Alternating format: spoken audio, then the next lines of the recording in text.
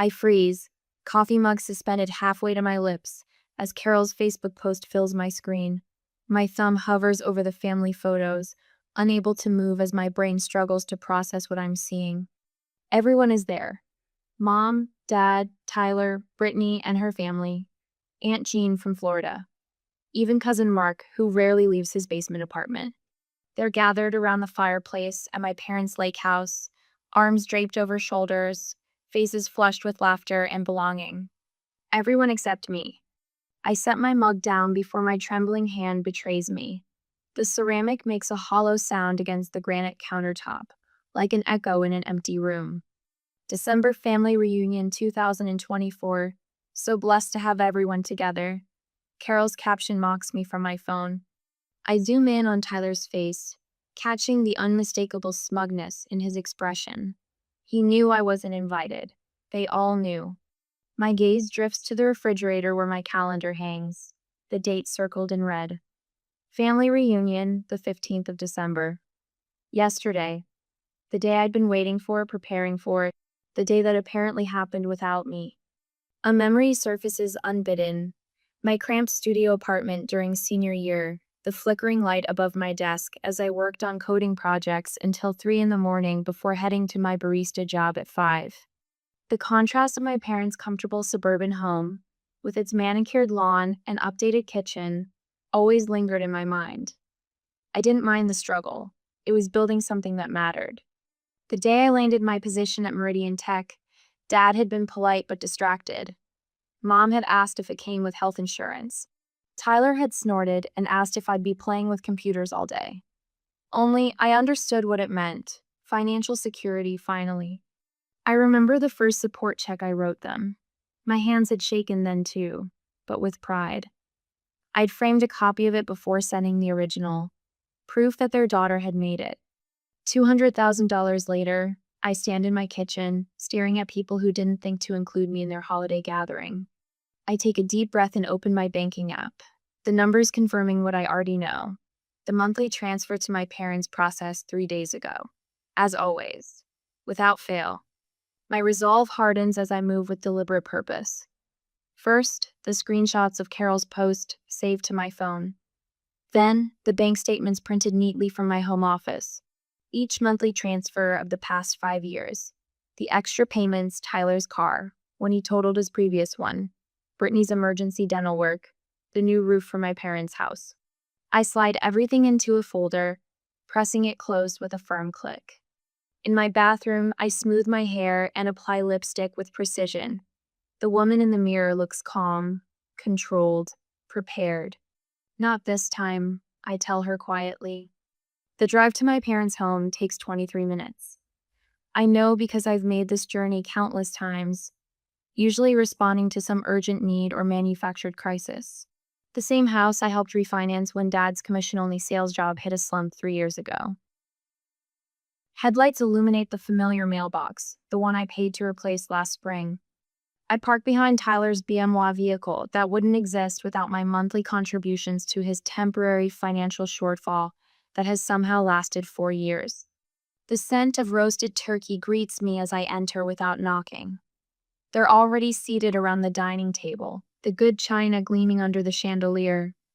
My mother looks up, surprise briefly crossing her face before she smiles. "Lauren, honey, I didn't know you were coming for dinner tonight. Thought I'd surprise you," I say, hanging my coat carefully on the rack. "Hope there's enough food." "Always room for one more," Dad says without looking up from his plate. He's wearing the watch I bought him for his birthday, the one he called too extravagant before accepting it anyway. Tyler snickers into his wine glass. "Yeah, surprised to see you away from your computer on a weeknight. No emergencies at work?" "Not tonight," I reply, taking the empty seat next to Brittany, who immediately shifts slightly away. Mom serves me a generous portion of green bean casserole, my least favorite dish, despite mentioning it every holiday for the past decade. "So, Brittany says Tyler just put a deposit down on a lakefront property. It's an investment opportunity, very exclusive." I nod, cutting my turkey into precise pieces. Sounds expensive. Tyler puffs up visibly. "Well, you know what they say. You have to spend money to make money." Dad launches into a complaint about the property tax increase, absent-mindedly adjusting his watch. I let the conversation flow around me, waiting for the perfect moment. When there's a natural lull, I set down my fork and ask with practiced casualness, "How was the family reunion yesterday?" The silence that descends is absolute. 5 pairs of eyes fix on me, expressions ranging from shock to discomfort toying Tyler's case on disguised amusement. "What reunion?" Mom asks, her voice pitched slightly too high. I reach for my water glass, taking a deliberate sip. "The one at the lake house. The one Aunt Carol posted about on Facebook this morning." Tyler smirks. "Oh, that reunion. Yeah, it was yesterday." Brittany jumps in, her voice syrupy sweet. "Oh my God, Mom, you didn't tell Lauren? Oops." Mom glances nervously at Dad, who clears his throat authoritatively. "Must have slipped our minds," he says, waving his fork dismissively. "You're always working anyway. Wouldn't have expected you to make it." I place my phone on the table, screen up, Carol's post clearly visible. Funny, since it's been on my calendar for months. "Lauren," Mom begins, her tone shifting to the one she uses when she wants something. "Don't make a big deal out of nothing. It was just a small gathering." 27 people, I say, scrolling through the photos. Every family member except me. Tyler rolls his eyes. "So dramatic. It's just a stupid reunion." I open my purse and withdraw the folder, placing it next to my phone. The table falls silent again as I flip it open, revealing the neatly organized bank statements. "If I'm not important enough to invite," I say, my voice steady despite the thunder of my heartbeat, "then you don't need my money either." Tyler's laugh slices through the silence, too loud and hollow against the dining room walls. "You're kidding, right?" His eyes dart to my folder, then back to my face. "This is just some dramatic little show?" "It was a misunderstanding, Lauren," Brittany says, scooting her chair closer to mine, her hand reaching for my arm. I shift just enough that her fingers grasp empty air. "We thought you were busy. You know how you always are." Mom's eyes begin to glisten, the tears forming right on cue. "You can't do this to your family," she whispers, voice trembling with practiced precision. Dad sets his fork down with a deliberate clink against the good china I paid to replace last Christmas, when Mom mentioned how embarrassed she was by the chipped edges of her mother's set. "That's enough, Lauren," he says, summoning the stern father voice that stopped working on me years ago. "You're overreacting." I don't respond immediately. Instead, I open my purse and pull out the folder with steady hands. One by one, I spread the bank statements across the dining table, between the green bean casserole and the buttered rolls. The yellow highlighter marks are impossible to miss. $2,500 transferred on the first of every month for the past 5 years. The special payments are circled in red. $42,000 for Tyler's BMW after he totaled his Audi. $8,700 for Brittany's emergency dental work that her insufficient insurance wouldn't cover. $24,500 for my parents' new roof and kitchen renovation. The last statement sits in the center, the $60,000 lump sum payment that cleared their second mortgage when Dad's commissions dried up during the pandemic. No one speaks. The only sound is Mom's fork slipping from her fingers onto her plate. Tyler's expression shifts from mockery to something closer to panic. His phone vibrates against the table. He glances down, swipes the notification away. It vibrates again and again. "Those your credit card alerts?" I ask quietly. The color drains from his face. "You don't understand," he says, voice dropping. "I've got payments due. Big ones. I'm already maxed out on 3 cards." "Tyler," Mom hisses, shooting him a warning look. "What?" "She needs to know what she's doing." He turns back to me, voice rising. "I could get evicted, Lauren. Is that what you want? Your brother homeless because you're throwing some tantrum? You have the money." He slams his hand down, making the water glasses jump. "It wouldn't even hurt you. What else are you spending it on anyway? It's not like you have a family to support." Brittany slides her chair closer to Mom, draping an arm around her shoulders with practiced concern. Her perfectly manicured nails a fresh set I recognized from the salon receipt she texted me last week, asking for a small loan. Pat Mom's hand soothingly. Mom's been so stressed about bills lately, she murmurs, voice pitched just loud enough to reach me while seeming private. Her blood pressure medication isn't fully covered by insurance now. I've been trying to help, but with the kids' activities. I watch the performance with a detachment that surprises me. The subtle head tilt toward Mom, the gentle furrowing of her brow. Brittany's concerned daughter routine is flawless. She's always been the family emotional choreographer, positioning herself at the center of every crisis while somehow emerging as the solution rather than the problem. Why didn't you tell me about the medication? I ask Mom directly. Before Mom can answer, Brittany leans forward, cutting off our eye contact. You're so busy with your job. We didn't want to burden you. Her voice drops to a conspiratorial whisper meant to exclude Tyler and Dad. You know how they worry about bothering you. I told them, Lauren's got her own life now. We understand you're already so selective with your money. The phrase catches my attention. Selective? Brittany's eyes widen slightly, realizing her mistake. She recovers quickly, squeezing Mom's shoulders. Lauren doesn't mean it, Mom. She's just tired from working so much. I glance at the family photo on the credenza last Christmas at Aunt John's. I'd flown in from a client meeting in Seattle, exhausted but determined not to miss it. In the background, I can see Brittany whispering to our cousin Amy, both looking in my direction with expressions I'd mistaken for admiration. How long have you been telling people I'm stingy with my money, Brittany? I ask quietly. I would never, she begins, but Tyler snorts. Please. You told Uncle Rob that Lauren refuses to help with family emergencies because she's saving for some fancy condo renovation. That was the same week she paid for your kid's private school deposit. Is that what you've been telling people? That I'm stingy with my money? Dad clears his throat, sitting up straighter. Lauren, this discussion is over. You will not stop supporting this family. His tone leaves no room for debate yet. At least that's clearly his intention.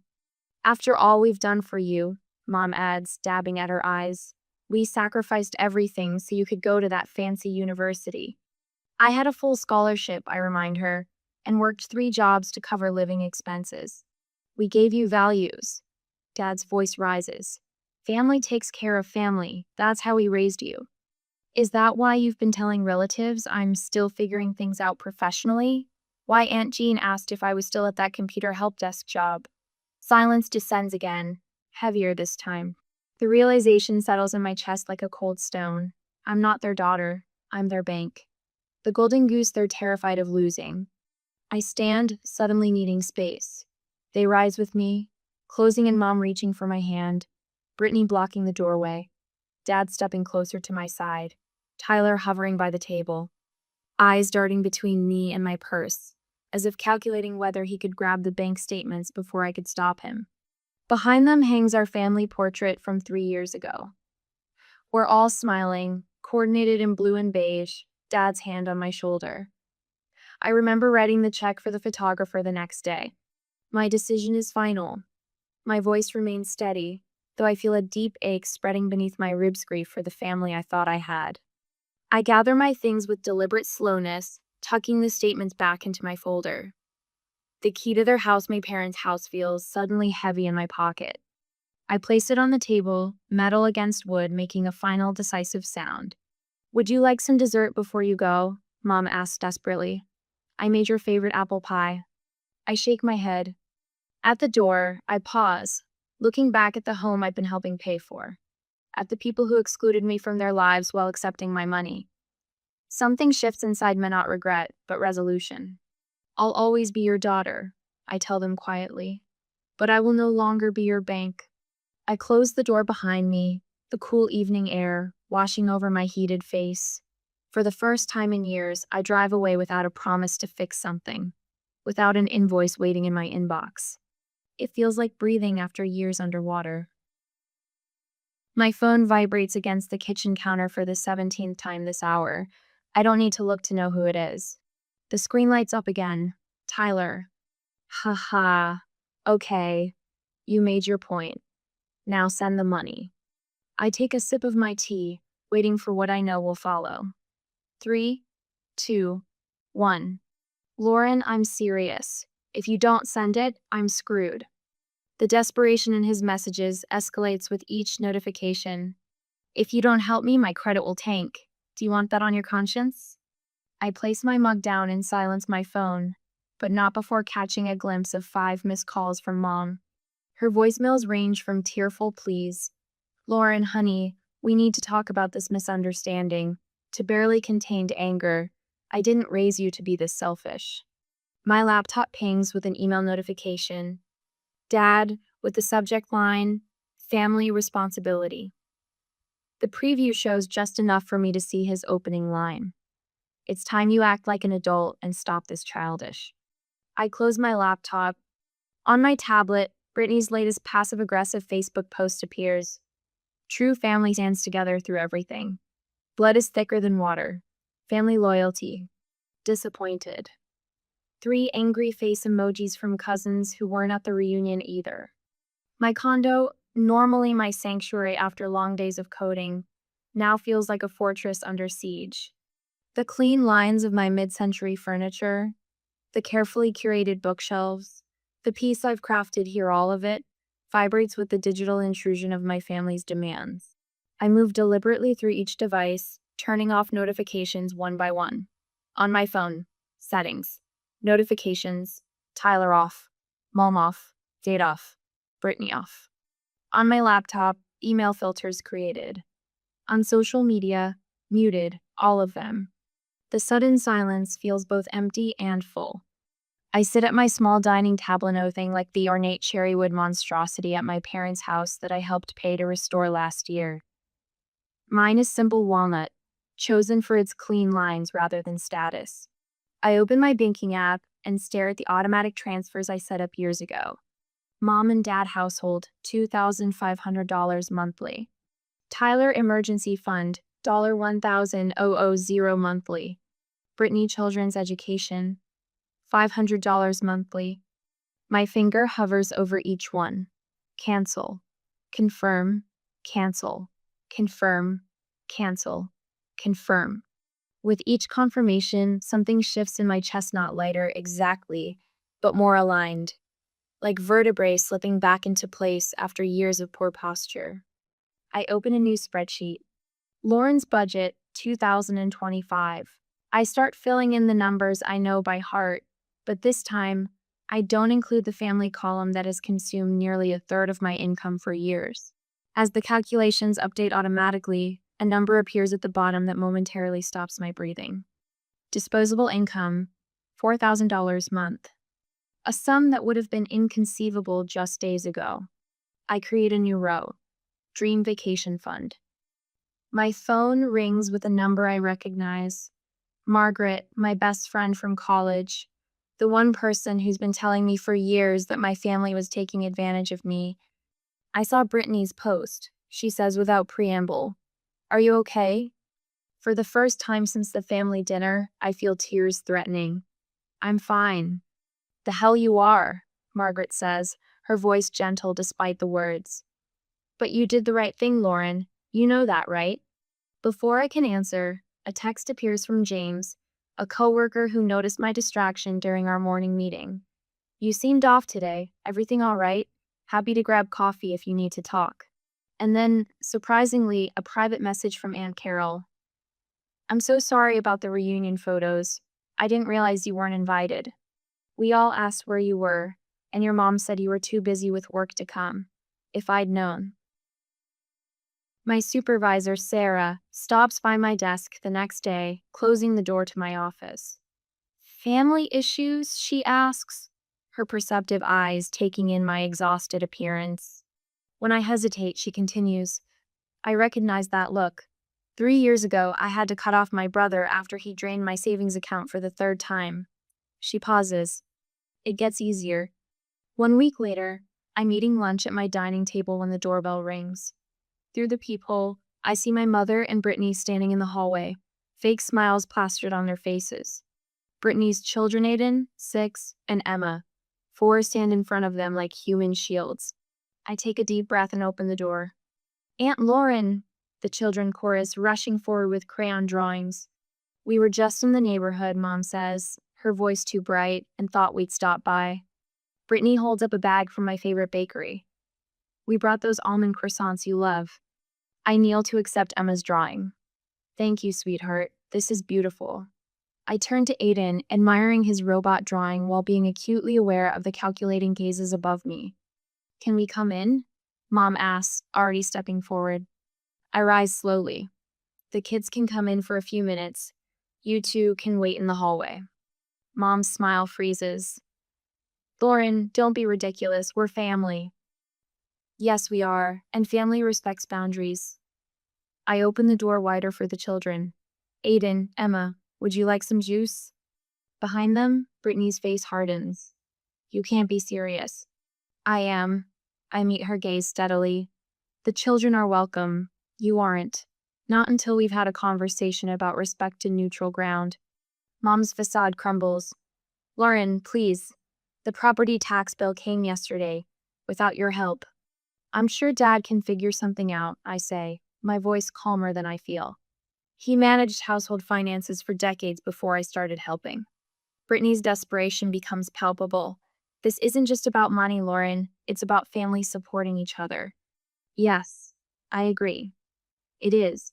Their tactics fail one by one as I maintain my position. Eventually, they leave, children in tow, Brittany's parting words hanging in the air. This isn't over. 3 days later, I receive increasingly frantic texts from all of them. Bills arriving with no means to pay. Tyler facing eviction and repossession simultaneously. My father returning to work part-time after 4 years of retirement. Family members are asking questions, wondering how Mom and Dad's lavish lifestyle has suddenly contracted. How Tyler's apparent wealth has evaporated overnight. How Brittany's endless shopping sprees have abruptly ceased. The financial reality they've hidden behind my support is collapsing around them. At 11:43 p.m., heavy pounding on my door jolts me awake.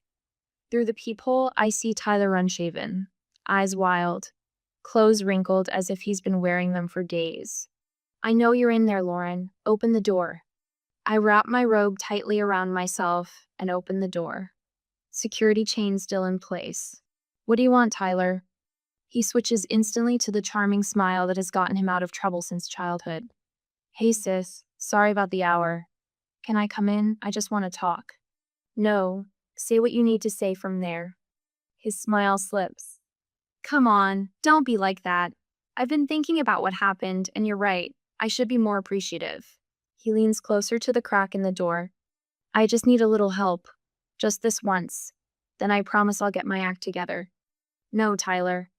His charm evaporates. You don't understand. I'll lose my apartment, my car, everything. Your financial problems are not my emergency, I say, surprised by the steadiness in my voice.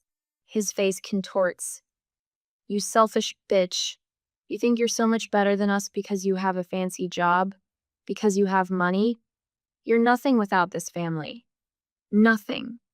The neighbors' doors are opening now, curious faces peering into the hallway. You're just a selfish brat, he shouts, all pretense abandoned. You think you're better than us because you have money? Newsflash, you're not.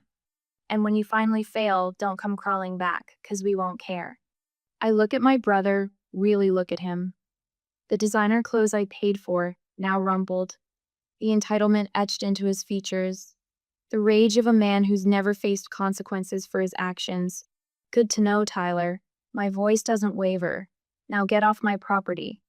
I close the door firmly, turn the deadbolt, and slide down against it until I'm sitting on the floor, my knees pulled to my chest. My hands are shaking. My heart pounds against my ribs, but I don't open the door. My phone vibrates against the nightstand for the 5th time in 20 minutes. I don't need to look at the screen to know it's another family message. They've been arriving in waves, perfectly timed almost, as if they're coordinating their attacks. I finally reach for the phone, scrolling through the notifications. Mom, Lauren, you can't abandon your family like this. After everything we've done for you. Think about what people will say. Brittany, you're being ridiculous. Family is supposed to help each other. Mom is crying herself to sleep every night. Tyler's messages have evolved over the past week. First came the mockery. Dramatic much? Guess you showed us. Then the begging. I really need help with this month's car payment. Now, thinly veiled threats. You'll regret cutting us off when you need something. And you will need something. I set the phone down and take a deliberate sip of my morning coffee, savoring the bitter warmth. 3 separate cousins called yesterday, each with the same concerned tone, each supposedly just checking in after hearing some concerning things. Aunt Jean from Florida, who I see once every 5 years, suddenly feels compelled to text. Family stands by family, Lauren. I'm disappointed in you. My finger hovers over the power button on my phone.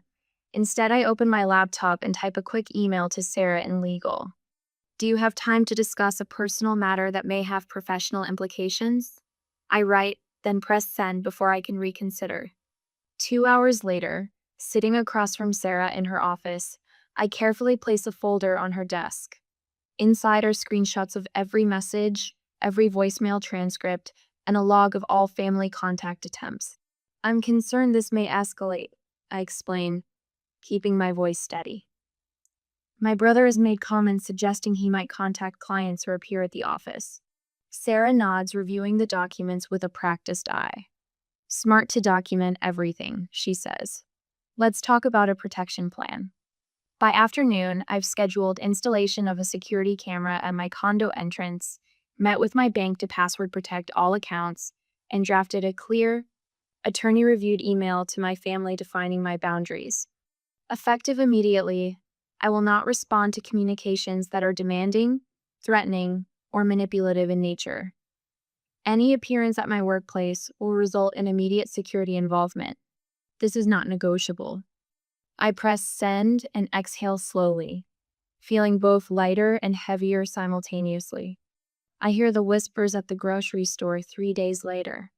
That's her, a former neighbor murmurs to her companion, the one who abandoned her family after making all that tech money. I select an apple, examining it with unnecessary focus while straining to hear their conversation. Richard says they sacrificed everything for her education, and now she's turned her back on them. The words drift over the produce section. I place the apple in my cart and straighten my shoulders, moving through the store with deliberate calm. Let them talk. I've made my decision. What surprises me most is my lack of desire to defend myself. The old Lauren would have rushed to explain, to justify, to make everyone understand.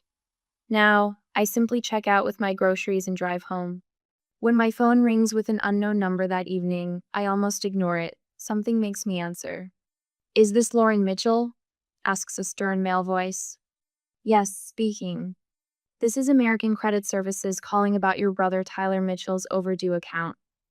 He's listed you as a guarantor on his loan. My hand tightens around the phone. I've never co-signed any loan for my brother. Well, he's provided your contact information as a payment reference on multiple accounts. He indicated you'd be covering his payments. The pieces click together, the calls from unknown numbers over the past year, the collection notices that sometimes appeared in my mail. I'm not responsible for any of my brother's debts. I state firmly, and I'd like to be removed from all his accounts immediately. After hanging up, I open my laptop and pull up my financial management software. The neat columns of numbers tell a new story now.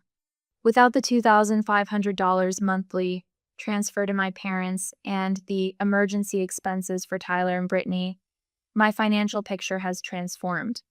I schedule an appointment with a financial advisor for next week. Then, after a moment's hesitation, I click on a travel site I've had bookmarked for years but never seriously considered. 2-bedroom villa on the Amalfi Coast. 7 nights. My finger hovers over the Book Now button. I've always wanted to see Italy. Always put it off because someone more important needed my money. I click. The confirmation page appears, and an unfamiliar feeling washes over me. Freedom.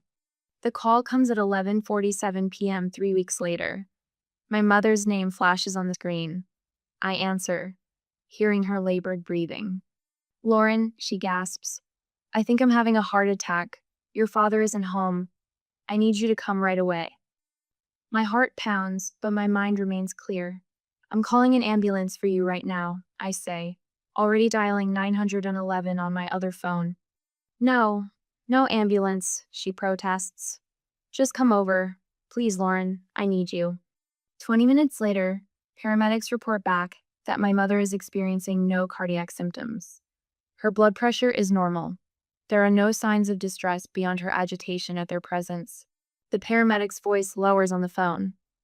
This happens sometimes, she says gently. People use medical emergencies to regain contact.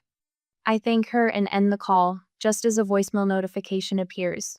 It's from my father. You've gone too far this time, his voice growls, all pretense abandoned. Sending strangers to our house instead of coming yourself? You think you're so much better than us. You'd be nothing without this family.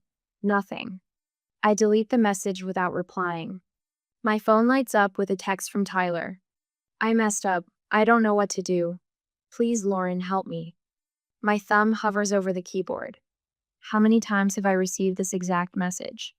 How many times have I rushed to solve Tyler's problems, draining my accounts, my energy, my life, to fix his mistakes?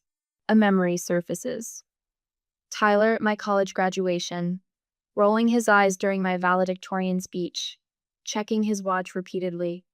Tyler borrowing my first work laptop and returning it with beer spilled on the keyboard. Tyler laughing about computer nerds while cashing the checks I sent. I take a deep breath and press delete. The message disappears from my screen. For the first time in years, I feel myself smile without reservation. I'm reaching for organic tomatoes when I hear my name called across the produce section.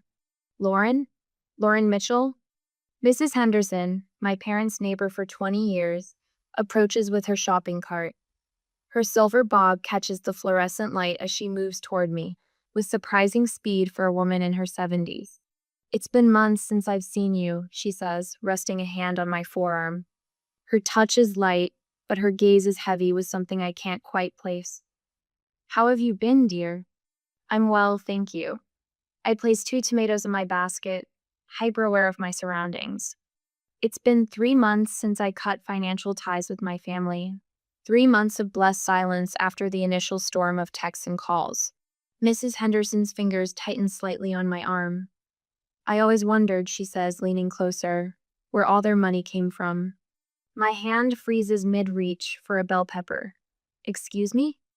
Your father, she clarifies, her voice lowering conspiratorially. Always bragging about their investments, their vacations. Your mother showing off kitchen renovations. She shakes her head. Then suddenly, they're canceling their country club membership and your father's back working at the dealership. Her eyes narrow with sharp intelligence. Funny timing, don't you think? The weight of her words settles between us. My parents' carefully constructed facade of success, built on my financial support, now crumbling publicly without it. I should feel vindicated. Instead, a complicated ache spreads through my chest. Tyler's blaming your parents now. Aunt Carol says through the phone, no trace of her usual Southern cheerfulness, says they spoiled him instead of teaching responsibility. Rich, coming from him, but there it is. I grip the steering wheel tighter, navigating through traffic. And Mom and Dad? Fighting constantly. Your father says your mother should have managed the household budget better. Carol sighs. Everyone's looking for someone to blame now that you're not around to fix everything. The truth reverberates. Without me as their scapegoat and ATM, the family system is collapsing under its own dysfunction. Cousin Emma asked for your number, Carol adds. Said she always thought you got a raw deal. Others are starting to say the same. At work the next day, Sarah calls me into her office. Lauren, you've exceeded every metric we've set. She slides a folder across her desk with a promotion letter and substantial salary increase. Whatever changes you've made in your personal life, they're working for you professionally. My phone buzzes with a text. Jim, Brittany's husband. Need to talk, it's important. Before I can respond, commotion erupts in the hallway. A familiar voice cuts through the office chatter. Where is she, Lauren? I know you're here. Tyler. My stomach tightens as I step out of Sarah's office to see my brother, disheveled and wild-eyed, being blocked by our receptionist. Sir, you need to leave or I'm calling security, she warns. Lauren, Tyler spots me. You think you're better than all of us now? Too good for family? His voice cracks with desperation. Mom's crying every day because of you. Colleagues pause, watching the scene unfold. I feel their eyes but stand perfectly still, refusing to match his chaos with mine. Tyler, this is my workplace, I say, keeping my voice steady. You need to leave. You've always been selfish, he shouts as security arrives. What about family loyalty, after everything we've done for you? I don't flinch as they escort him toward the elevator, his accusations echoing down the hallway. The doors close on his angry face, and the office falls silent. Everyone back to work, I say calmly, turning to my stunned colleagues. Nothing to see here. Sarah squeezes my shoulder as I return to her office. Are you okay? Actually, yes, I realize, surprised by the truth of it. I am. That evening, as I review my investment portfolio watching 3 months of untouched savings grow, me phone rings with Jim's number. I wanted to apologize, he says before I can speak. I had no idea Brittany was taking money from you while we had our own emergency fund. She told me you were struggling, I say carefully. We were never struggling. His voice tightens with controlled anger, not at me, but at his wife. Lauren, I've been trying to set boundaries with your family for years, but they're relentless. That they are, I agree, surprising myself with a short laugh. How did you do it, he asks, his voice dropping to almost a whisper. How did you finally break free? The question catches me off guard, this impossible alliance forming across family lines. I stopped believing I was responsible for fixing their problems, I say finally. The certified letter from my attorney arrives the next morning. I run my finger over the embossed letterhead before setting it on the kitchen counter. Inside, legal documentation establishing clear boundaries for future contact, removing my name from any financial commitments to the family home, and official notification that all monetary support has permanently ceased. My phone pings with a notification. The bank confirms Tyler's car has been repossessed, the same car I'd been making payments on for years. The Mercedes he'd parked defiantly in my visitor spot during his last emergency visit. For the first time in years, I sleep through the night without checking my phone. No midnight texts about broken water heaters or overdrawn accounts. No pre-dawn calls about Tyler's latest crisis. In the morning light, I stand before my bathroom mirror, studying my reflection. The woman looking back seems different, shoulders relaxed, jaw unclenched, eyes clear and focused. The constant weight I carried for so long has visibly lifted, as if I've shed an actual physical burden. I think about what Mrs. Henderson said in the grocery store, about Jim's hushed questions, about Tyler's desperate scene in my office, about how sometimes the true purpose of difficult boundaries isn't just protecting yourself, but forcing others to finally grow up. The scent of rosemary and garlic fills my condo as I arrange a final sprig of herbs on the roasted vegetable platter. Through the kitchen window, December snow falls in gentle flakes, nothing like the blizzard of emotions that engulfed me this time last year. Need any help? Margaret calls from the living room where she's adjusting a string of tasteful white lights along my bookshelf. Just about done, I reply, surprised by the easy calm in my voice. A year ago, that voice trembled as I confronted my family over a dining table laden with manipulation and decades of expectation. I glance at the new photos adorning my wall, shaking at Starved Rock with James and his wife, Sarah, and I at the company retreat, a group shot from the financial literacy workshop I now lead monthly. Not a single image features the people who share my DNA. Yet these frames hold more genuine family than I've known in 32 years. My phone buzzes on the counter. Once, that sound would have triggered an immediate spike of adrenaline, another family emergency, another drain on my bank account, another reason I wasn't good enough despite everything I gave. Now, I check it at leisure, smiling at the text from a hiking group about next weekend's trail. The doorbell chimes, and I open it to find James and Lisa, their arms filled with a homemade lasagna and a bottle of wine. Sorry we're early, Lisa says, unwinding her scarf. James was worried about the snow. Always the planner, I laugh, accepting their offering. Come in. Soon my modest living room hums with conversation.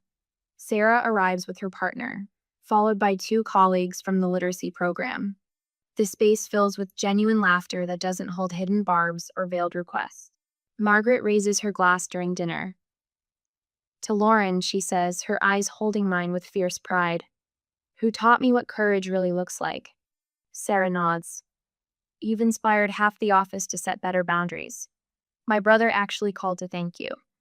I feel warmth spread across my cheeks that has nothing to do with wine. Later, as we share dessert, Aunt Carol's monthly update arrives in my inbox.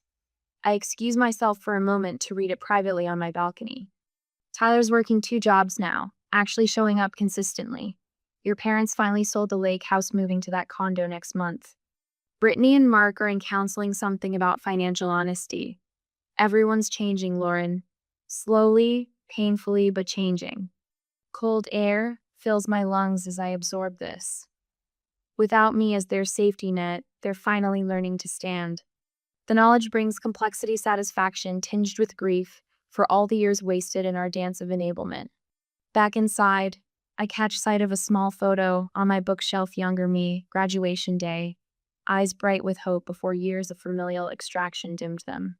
Beside it sits my journal, tracking the emotional terrain I've navigated this year, and my latest bank statement with its healthy balance and absence of outgoing support payments. My therapist's words echo, "Boundaries aren't walls, they're bridges to healthier relationships if others choose to cross them respectfully." Later that week, I sit with Zoe, a 24-year-old participant in my financial literacy program. Something in her hesitant questions about family obligations reminds me of myself a decade ago. "My mom says it's my responsibility since I got the good job," she whispers. I reach into my bag and hand her my copy of Financial Boundaries, the book that helped rebuild my self-worth after years of erosion.